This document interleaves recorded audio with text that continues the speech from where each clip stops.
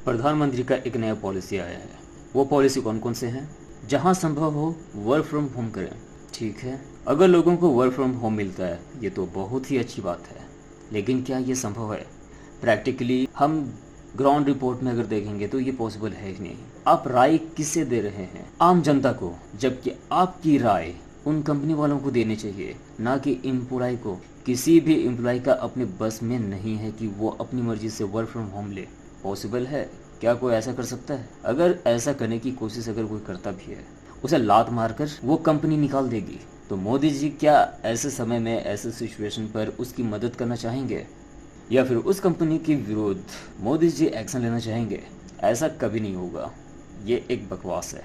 दूसरा नियम है 1 साल तक सोना खरीदने से बचें। ठीक है, ये किया जा सकता है, लेकिन सोना ज़्यादातर कौन लोग खरीदते हैं? जिनके पास पैसे हैं। हमारे भारत में ज़्यादातर लोग गरीब हैं, मिडिल फैमिली लोग हैं। वो लोग खाने के लिए ही लोग पैसे कमा रहे हैं, तो फिर सोना खरीदना तो उनके लिए सपनों के जैसा है। तो फिर सोना कौन खरीद रहा है? हमारे देश का अमीर लोग। क्या आप उन अमीरों पर पाबंदी लगा सकते हैं? अगर ऐसा है तो फिर करके देखिए, वे शायद आपकी बात मान सकते हैं।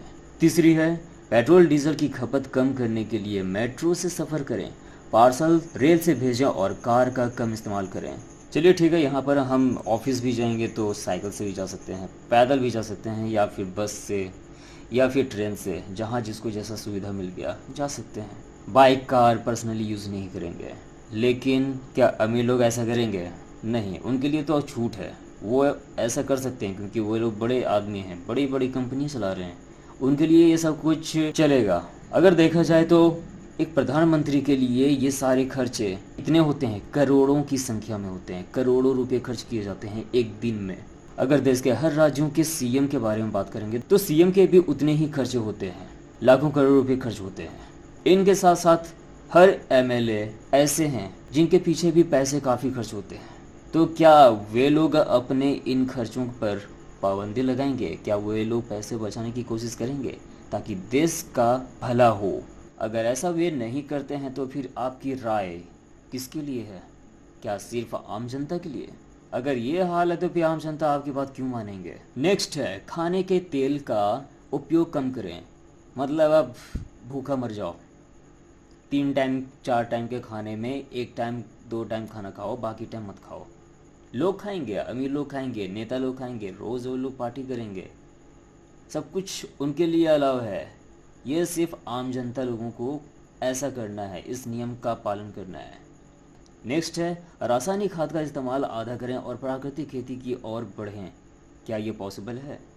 हमारे देश के 140 करोड़ की आबादी, क्या इतनी बड़ी आबादी का पेट पालना आसान है? वो भी प्राकृतिक खेती से। लोग यहाँ लालची बन चुके हैं, खासकर वे बड़े उद्योगपति। क्या वे ऐसे प्राकृतिक खेती करना चाहेंगे ताकि उनका मुनाफा भी ज़्यादा हो? ये पॉसिबल तो है ही नहीं।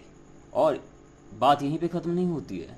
140 करोड़ की आबादी का पेट भरने के साथ साथ हमारा देश विदेशों का भी पेट पालती है। तो क्या भारत ऐसा कर सकता है? कभी नहीं। लोग करना ही नहीं चाहेंगे। बड़े बड़े शहरों में जैसे मुंबई, दिल्ली, हैदराबाद, बेंगलोर, वहाँ तो हर रोज़ लाखों करोड़ों की संख्या में सब्जियां, अनाज बिकते हैं। तो क्या वे प्राकृतिक रूप से उपजाए जा सकते हैं?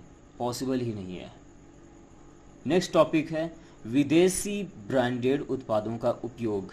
विदेशी ब्रांडेड उत्पादों का उपयोग कम करें और स्वदेशी को अपनाएं। यहाँ भी वही बात हो गई।